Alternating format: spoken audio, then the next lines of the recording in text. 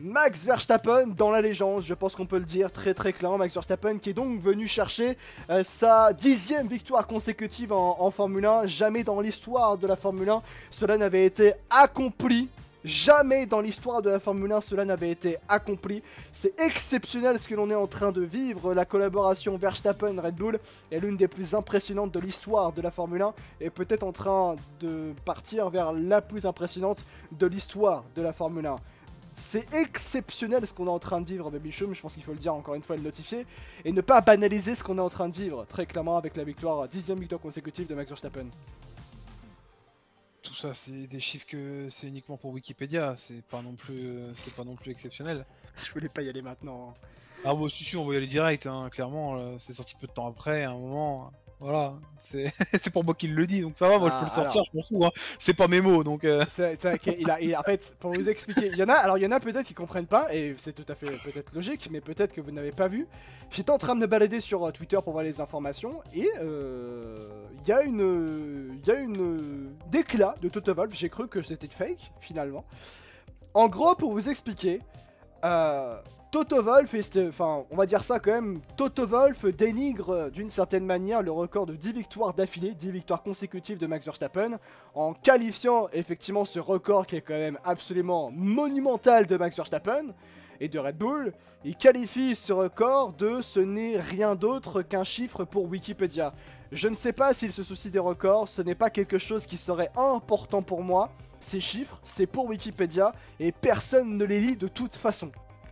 Mais alors, c'est déjà d'une, c'est totalement lunaire cette déclaration. Comment on peut dénigrer autant ces chiffres-là, même en rigolant d'une certaine manière Deuxièmement, je trouve que c'est un manque de respect monumental. Vraiment un manque de respect monumental envers ce qu'accomplit à l'heure actuelle Red Bull et en particulier Max Verstappen.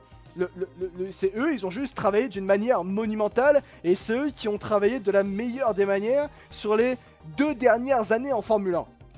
D'une manière monumentale, comme très rarement on a pu voir dans l'histoire de la Formule 1 en étant aussi dominateur. Et en fait, venir dire que oh bah finalement ce n'est qu'un chiffre pour Wikipédia, personne ne les lit ces records de toute façon, ça veut dire que en gros, c'est comme si Usain Bolt, en gros, c'est comme si Usain Bolt, il avait fait son record de 9,58 au 100 mètres et puis qu'on avait dit, oh bah c'est bien, t'as juste fait 9,58 au 100 mètres mais c'est juste qu'un temps, voilà, c'est tout, bonne soirée, merci à toi. Non, gros, en fait faut pas banaliser ce qu'est en train de réaliser Max Verstappen, c'est juste exceptionnel.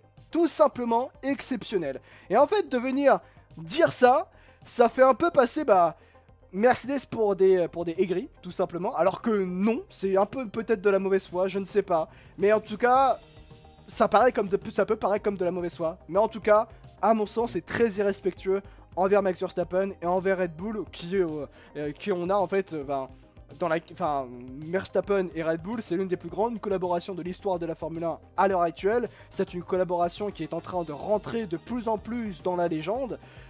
Et en fait, Toto Wolff qui vient dire ça, ça dénigre et je trouve ça très très dommage de la part de Toto Wolff de dire ça sur Max Verstappen et Red Bull dans la globalité. Non, 10 victoires d'affilée, ce n'est pas banal, on retiendra ça dans l'histoire de la Formule 1, tellement c'est exceptionnel de voir un même pilote avec une écurie gagner 10 grands prix d'affilée, gagner 10 fois des courses dans le plus grand des sports automobiles, dans la catégorie reine du sport automobile. C'est juste monumental, exceptionnel, et on pensait que c'était inatteignable, et Max Verstappen a rendu ça atteignable avec Red Bull.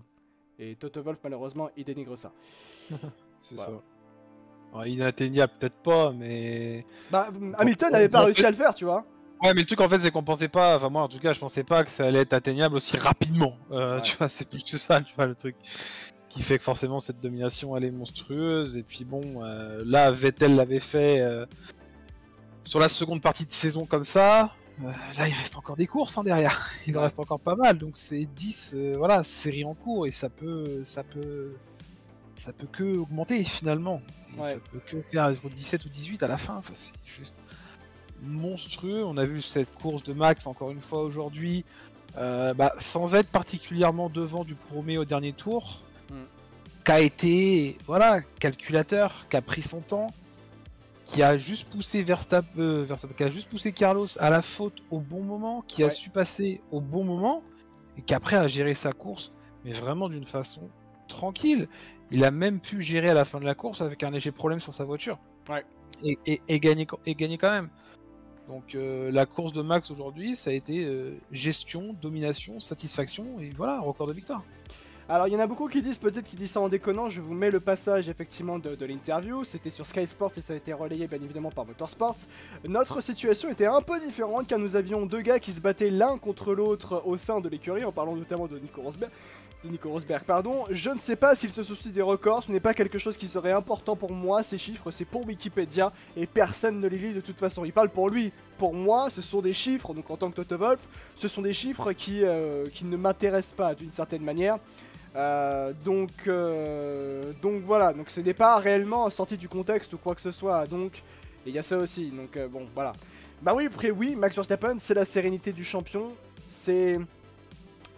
Bah encore une fois il y a eu la bataille avec Carlos Sainz effectivement au début du Grand Prix, on a vu quand même une grande résistance, on va dire ça comme ça, de la part de Carlos Sainz, qui était quand même un peu insoupçonné. On se disait, putain, la Red Bull, elle va aller déposer la Ferrari. C'était pas si simple que ça, surtout en termes de vitesse de pointe. La Ferrari avait une énorme vitesse de pointe.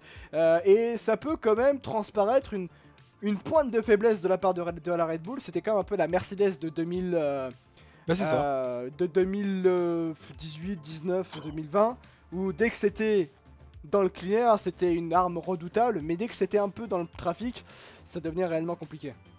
Ouais, c'est ça, exactement. On a senti que oui, c'était pas si simple que ça de dépasser Carlos. Il s'en était même plein à la radio en disant, ouais, comme tu l'as dit, ouais, putain de pointe de vitesse, c'est incroyable, quoi. Ouais. Mais voilà, quand tu construis bien ta course, que tu prends ton temps, que tu sais que tu vas t'attendre dans tous les cas à être plus rapide, t'as juste à attendre une petite erreur. Carlos avait bien fait le taf jusque-là, il a juste fallu d'un petit blocage de roue et c'était fini. Il savait que l'erreur était commise, là c'est à Max d'y aller, il en a profité comme il le fallait, et après derrière, oui, ça déroule. On l'a bien vu qu'une fois qu'il avait passé Carlos, c'était fini pour lui. C'est clair, c'est clair. Je rigolais bien évidemment, calmons-nous bien sûr. Super toutes les personnes qui ont travaillé dur dans les usines Mercedes, les mecs sur le châssis, l'aéro, les moteurs, les gars dans les garages, les pilotes ont tout fait. On fait des records pour Wikipédia. Le mec crache sur pas mal de gens en disant ça. C'est ce que je pense et je te comprends, hein, je peux comprendre cet avis effectivement, Zatritix. J'espère juste une Mercedes au premier rang pour 2024, on verra effectivement si ça peut arriver. Il fallait le faire, le dépassement, parce que la vitesse de pointe de Ferrari commençait à était réellement costaud. On l'avait vu aussi dans la bataille de Perez avec Charles Leclerc. Ça aussi c'était réellement pas simple. Red Bull qui a quand même eu...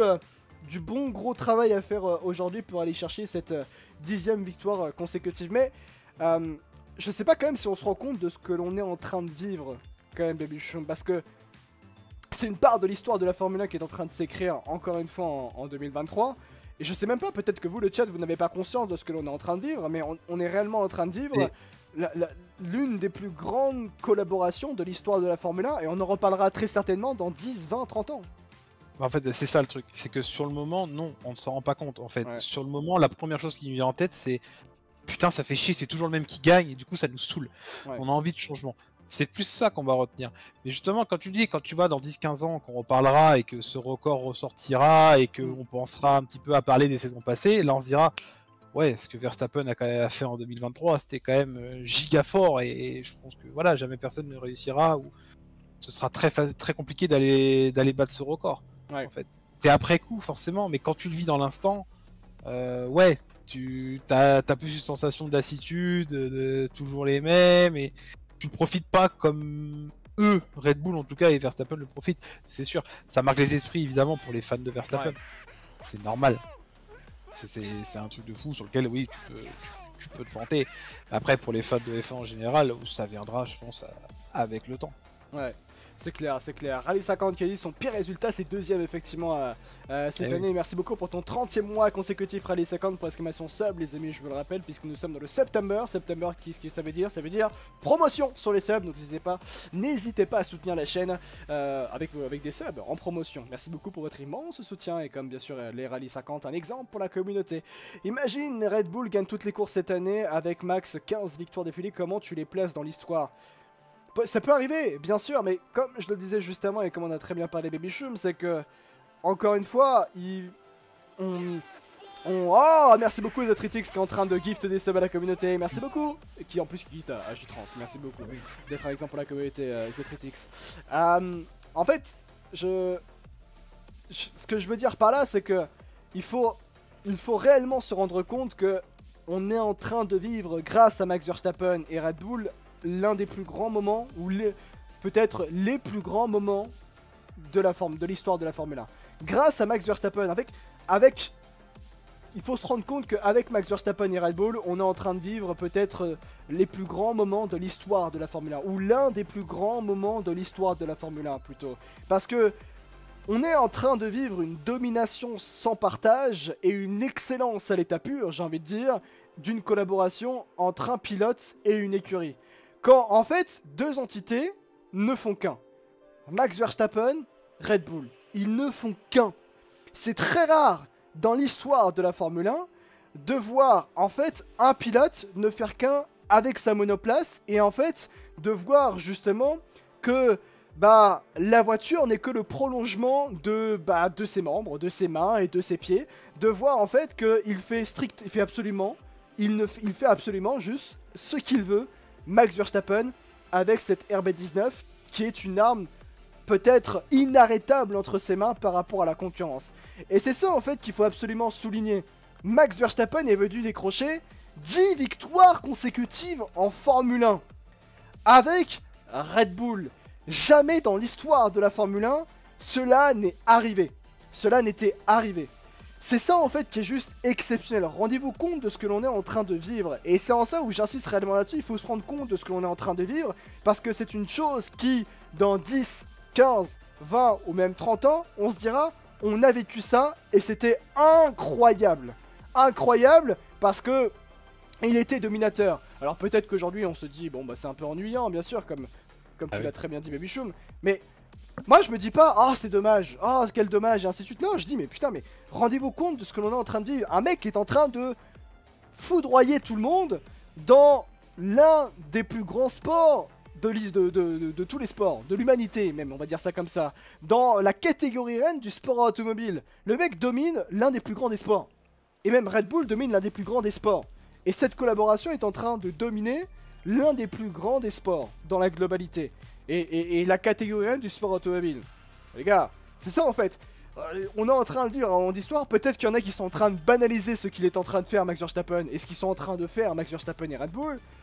Je trouve que ce serait manquer de respect de banaliser ça en disant non mais les gars, vous vous rendez pas compte, c'est bon, ils gagnent juste, c'est tout. Non, ils gagnent pas juste.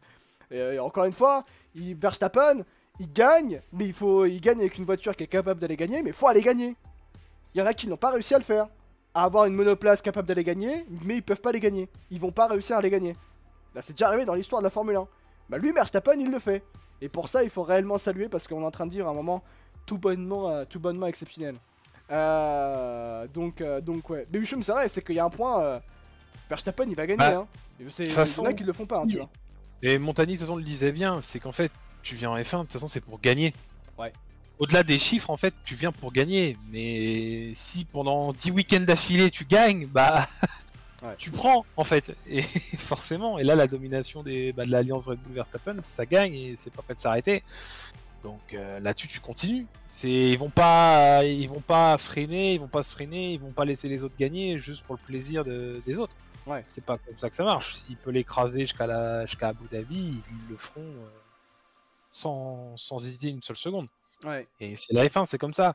Alors oui, maintenant, oui, ça parle évidemment du budget cap, tout ça. De toute façon, on aura les réponses, quoi, je pense fin septembre, c'est ça? Oui, octobre-septembre. À peu près, voilà, tu vois, donc ouais, voilà, fin septembre, début octobre, on verra concrètement, bon, qui a eu des manquements, tout ça. On espère, en tout cas, qu'il n'y aura pas Red Bull de cité et qu'il n'y aura pas de dépassement de Red Bull. On va bien rigoler, hein. À ce moment-là, on va bien rigoler, hein. Je pense que ça, on va très bien, on va plutôt bien rigoler quand ça arrivera aussi, et c'est même cette collaboration. Alors certes, elle est pas... Dans Perez, c'est un peu plus compliqué aussi, mais il y a aussi un truc qui est intéressant de noter, c'est que... Est-ce que c'est la faute de Red Bull? On va même tourner ça. Beaucoup se plaignent en Formule 1 qu'il n'y ait pas assez de concurrence. Mais moi je pose surtout cette question. Est-ce que c'est la faute de Red Bull si les autres écuries ont mal travaillé?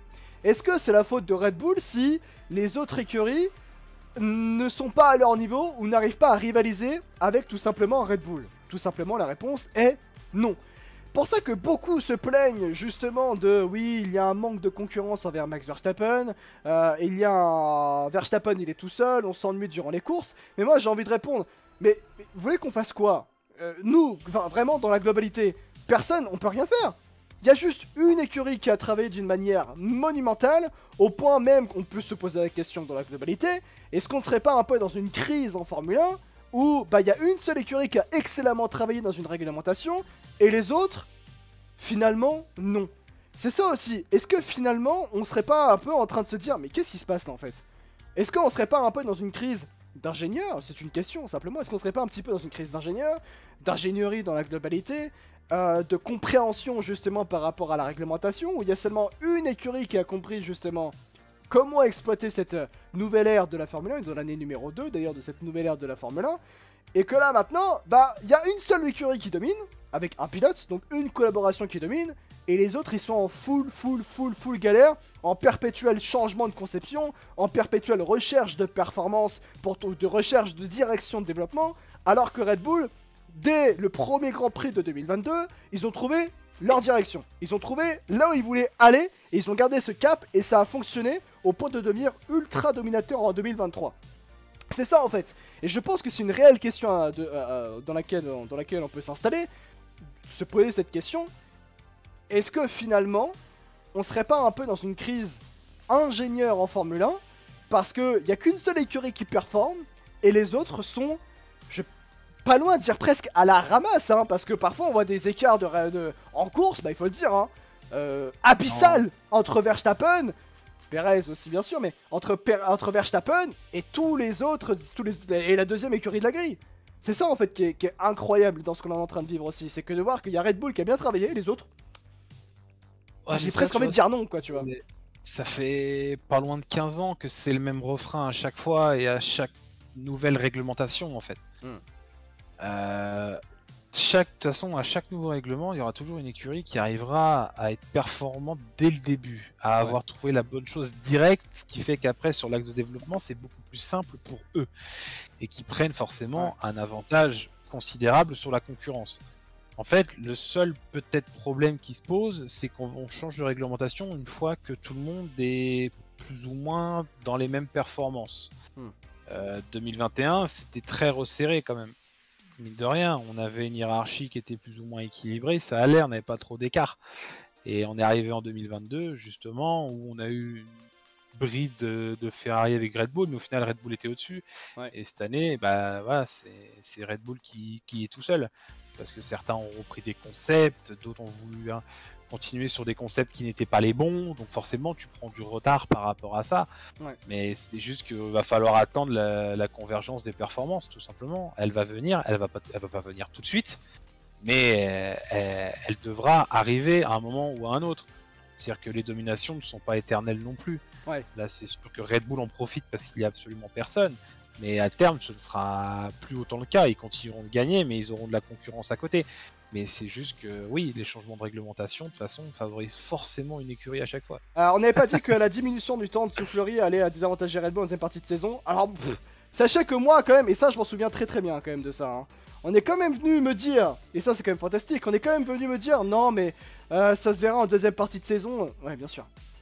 Ça, c'est quand même fantastique, ça. On est quand même venu me sortir, on verra ça en deuxième partie de saison, tu verras, non, tu dis n'importe quoi, oui, j'attends toujours. Enfin, quand on a eu l'annonce justement de la sanction pour Red Bull, moi on est venu me dire « Oh mais tu te rends compte, mais ça va être gigantesque comme sanction, ils vont se retrouver dans la merde !» Moi je dis, après on peut se tromper, moi je dis direct. Non mais tu vois. Mais bon, c'est ça en fait. Le truc c'est qu'on s'attendait à voilà, quand même, enfin on s'attendait pas à une domination aussi soudaine et extrême de la part de Red Bull sur cette saison, qu'on se remette aussi un minimum. Et voilà, là ils peuvent gérer tranquillement et la sanction, là c'est de l'eau pour eux. C'est-à-dire que là leur dernière Evo elle arrive je crois à Singapour, et après ils en ont fini pour cette saison. Donc de toute façon vu comment ils gèrent la saison là, celle de 2023, elle est déjà en préparation depuis un petit moment et ils pourront all-in là-dessus. Donc ils arriveront aussi très bien préparés pour 2024 pardon. Donc là-dessus cette sanction elle est minime pour eux. Ouais. Alpine devrait investir, ce serait trop cool d'avoir une écurie française niveau 3. Bah, ils sont en train de se reconstruire, on va dire ça comme ça. Dans la globalité aussi, du côté de chez Red Bull, c'était la course de Perez aussi, Baby Shum, qui avait été, on va se le dire, très bonne aussi. Sergio Perez qui a terminé sur le podium de ce Grand Prix d'Italie, partait 5ème si je ne me trompe pas derrière George Russell au départ. Perez a été très bon, on va se le dire. Perez a été très bon. Ça a été compliqué au début la bataille avec George Russell, mais dans la globalité, Perez a vraiment été très bon et dans la finalité, il a rempli son boulot. Ah, il a fait le taf quoi. Ouais. Il a fait le taf. C'est juste ça en fait ce qu'on peut dire aujourd'hui de Perez. Ouais, je trouvais qu'il a quand même été plus que ça. Enfin, il était même solide par rapport aux deux Ferrari parce que c'était pas simple de se battre à 2 contre 1 quand même. Hein. Bah après c'est lui qui se met tout seul dans cette situation. Il était condamné à une remontée. Moi de toute façon oui, vu le rythme qu'avait Red Bull, je savais qu'il allait être sur le podium. Maintenant qu'il fasse P2, bah c'était mieux qu'espéré. Moi je le voyais P3, tu vois. Mais voilà, il fait enfin le boulot que Red Bull lui demande. Ouais. Et une P2, c'est la seule place qu'il peut aller chercher actuellement. Et il est allé la chercher en piste. Il a mis du temps, lui aussi, plus de temps que Max, évidemment, à se galérer avec Russell, avec Carlos aussi, pas mal de tours. Mais voilà, il a réussi à sauter le bouchon des Ferrari et puis aller à s'envoler pour la 2ème place. Ouais. Donc il a fait le boulot. Ouais. Voilà. C'est vrai. Alors après, il y a toujours les qualifs, oui, ça c'est la problématique. Et c'est d'ailleurs, oui. tu sais que c'était d'ailleurs ça que je disais effectivement, j'en parlais effectivement tout à l'heure dans le before, où je disais, bah ouais, mais regardez effectivement la problématique à l'avenir, on aura par exemple Verstappen, où ça va revenir en termes de performance par exemple potentiellement par rapport aux 2 écuries, Ferrari, Mercedes, Aston Martin, même peut-être, imaginons, Alpine peut-être un jour, voilà, ou d'autres écuries, et qu'on va se retrouver à potentiellement des batailles à plusieurs écuries pour une victoire. Et finalement, c'est un peu arrivé au début de course aujourd'hui. Verstappen était à 2 contre 1 aujourd'hui, au début de course. Hein. C'était à 2 contre 1 en début de course quand même. Hein. Et c'est ça en fait la problématique de ces histoires-là, c'est-à-dire que Perez, il n'était pas là. Il pouvait pas défendre Verstappen, il pouvait pas remplir son rôle. Pourquoi ? Parce qu'en qualification, il s'était qualifié trop loin. Et donc, il pouvait pas remonter parce qu'on est en train de DRS. Perez a dû se déméner pour remonter quand même sur le podium déjà dans la finalité, mais même au début pour dépasser Russell et remonter sur les Ferrari et ainsi de suite. Et alors après ça a été un V2 qui a été bien géré par Verstappen, je conçois Vincent, bien sûr, mais quand même Baby Shum, ça là où en fait, là ça a réussi aujourd'hui parce que Red Bull est dominateur, mais à l'avenir, par exemple l'année prochaine, c'est une histoire qui peut être très problématique. Ah ben totalement. De toute façon on le voit bien cette saison, évidemment les difficultés de Perez et qu'en cas de lutte pour le titre avec une autre écurie, c'est sûr que les 2 pilotes vont compter énormément. Là on va dire, bah déjà on dit que les performances de Perez sont pas acceptables, mais ça va, il est P2 au championnat, Red Bull est premier, Red Bull va être champion, Max va être champion, donc ça va tu vois. Mais dans une saison où il y a une lutte pour le titre avec une autre écurie, là ça risque d'être encore plus problématique déjà que de base. Ouais. C'est sûr. Mais bon, là, oui, aujourd'hui, la remontée fut longue, mais la remontée a été là. La place sur le podium, elle est là. Il est P2 aujourd'hui. Il a fait, bah, j'ai envie de te dire, le minimum syndical, en fait. C'est ce qu'on doit lui demander chaque week-end. Il doit être là. Il doit être à côté de Verstappen sur le podium. Normalement, c'est l'objectif chaque week-end. Il y a eu beaucoup de manquements depuis. Là, sur ce week-end-là, il a réussi. Il est 2ème. Ça va, il a été, je trouve, même un petit peu timide, tu vois, sur Carlos. Ouais, Carlos a très bien défendu aussi aujourd'hui, il faut le dire. Oh, mais oui, on en parlait, ouais. un petit peu timide, mais sinon, tu vois, voilà, il a réussi à l'amener P2 et c'est ce qu'il fallait aujourd'hui, tout simplement pour lui. Ferrari a été grand pour le sport aujourd'hui, laissant ses pilotes se battre comme ils ont fait chez eux à Monza pour une P3, pour avoir des sacrés balls aussi. Comme le permis de Checo sur la course, je trouve tout de même, il a réussi à remonter contre des Ferrari très difficiles à doubler aussi, bien sûr.